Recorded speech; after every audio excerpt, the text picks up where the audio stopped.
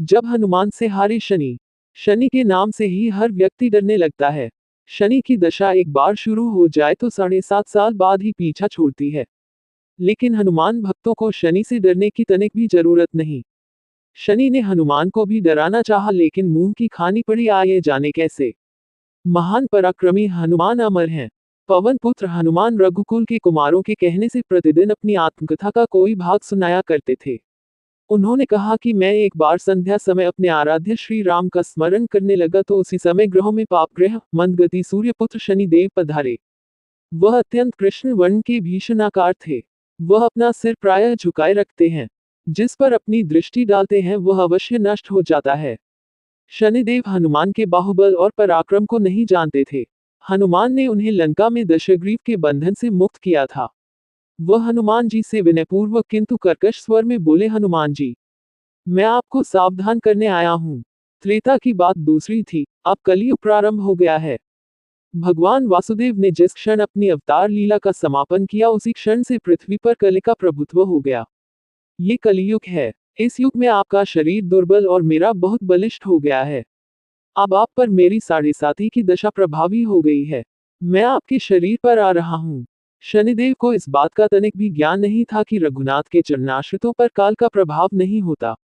करुणा निधान जिनके हृदय में एक क्षण को भी आ जाते हैं, काल की कला वहां सर्वथा निष्प्रभावी हो जाती है। प्रारब्ध के विधान वहां प्रभुत्वहीन हो जाते हैं। सर्वसमर्थ पर ब्रह्म के सेवकों का नियंत्रण संचालन पोषण प्रभु ही करते हैं। उनके सेवकों की ओर दृष्टि उठाने का साहस कोई सुर असुर करे तो स्वयं अनिष्ट भाजन होता है। शनिदेव के अग्रज यमराज भी प्रभु के भक्त की ओर देखने का साहस नहीं कर पाते। हनुमान जी ने शनिदेव को समझाने का प्रयत्न किया, आप कहीं अन्यत्र जाएं। ग्रहों का प्रभाव पृथ्वी के मरणशील प्राणियों पर ही पड़ता है। मुझे अपने आराध्य का स्मरण करने दें। मेरे शरीर में श्री रघुनाथ जी के अतिरिक्त दूसरे किसी को स्थान नहीं मिल सकता। लेकिन शनिदेव को इससे संतोष नहीं मिला। वह बोले, मैं सृष्टिकर्ता के विधान से विवश हूं। आप पृथ्वी पर रहते हैं, अतः आप मेरे प्रभुत्व क्षेत्र से बाहर नहीं हैं। पूरे 22.5 वर्ष व्यतीत होने पर 7.5 वर्ष के अंतर से 2.5 वर्ष के लिए मेरा प्रभाव प्राणी पर पड़ता है, किंतु ये गौण प्रभाव है।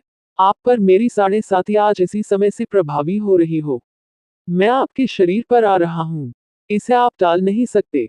फिर हनुमान जी कहते हैं, जब आपको आना ही है तो आइए, अच्छा होता कि आप मुझ वृद्ध को छोड़ ही देते। फिर शनिदेव कहते हैं, कलयुग में पृथ्वी पर देवता या उपदेवता किसी को नहीं रहना चाहिए। सबको अपना आवास सूक्ष्म लोकों में रखना चाहिए। जो पृथ्वी पर रहेगा वह कलयुग के प्रभाव में रहेगा और उसे मेरी पीड़ा भोगनी पड़ेगी और ग्रहों में मुझे अपने अग्रज यम का कार्य मिला है।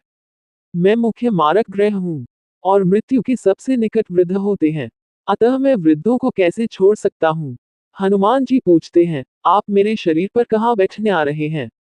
शनिदेव गर्व से कहते हैं, प्राणी के सिर पर। मैं 2.5 वर्ष प्राणी के सिर पर रहकर उसकी बुद्धि विचलित बनाए रखता हूं। मध्य के 2.5 वर्ष उसके उदर में स्थित रहकर उसके शरीर को अस्वस्थ बनाता हूं व अंतिम 2.5 वर्ष पैरों में रहकर उसे भटकाता हूं। फिर शनिदेव हनुमान जी के मस्तक पर आ बैठे तो हनुमान जी के सिर पर खाज हुई। इसे मिटाने के लिए हनुमान जी ने बड़ा पर्वत उठाकर सिर पर रख लिया। शनिदेव चिल्लाते हैं, यह क्या कर रहे हैं आप। फिर हनुमान जी कहते हैं, जैसे आप सृष्टिकर्ता के विधान से विवश हैं वैसे मैं भी अपने स्वभाव से विवश हूं। मेरे मस्तक पर खाज मिटाने की यही उपचार पद्धति है, और आप अपना कार्य करें और मैं अपना कार्य।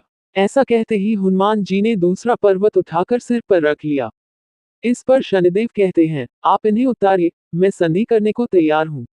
उनके इतना कहते ही हनुमान जी ने तीसरा पर्वत उठाकर सिर पर रख लिया तो शनिदेव चिल्लाकर कहते हैं, मैं अब आपके समीप नहीं आऊंगा। फिर भी हनुमान जी नहीं माने और चौथा पर्वत उठाकर सिर पर रख लिया। शनिदेव फिर चिल्लाते हैं, पवन कुमार, त्राहि माम ताहि माम, रामदूत, आंजनेयाय नमः। मैं उसको भी पीड़ित नहीं करूंगा जो आपका स्मरण करेगा। मुझे उतर जाने का अवसर दें। हनुमान जी कहते हैं, बहुत शीघ्रता की, अभी तो 5वां पर्वत शिखर बाकी है। और इतने में ही शनि मेरे पैरों में गिर गए और कहा, मैं सदैव आपको दिए वचनों को स्मरण रखूंगा। आघात के उपचार के लिए शनिदेव तेल मांगने लगे। हनुमान जी तेल कहाँ देने वाले थे। वही शनिदेव आज भी तेलदान से तुष्ट होते हैं।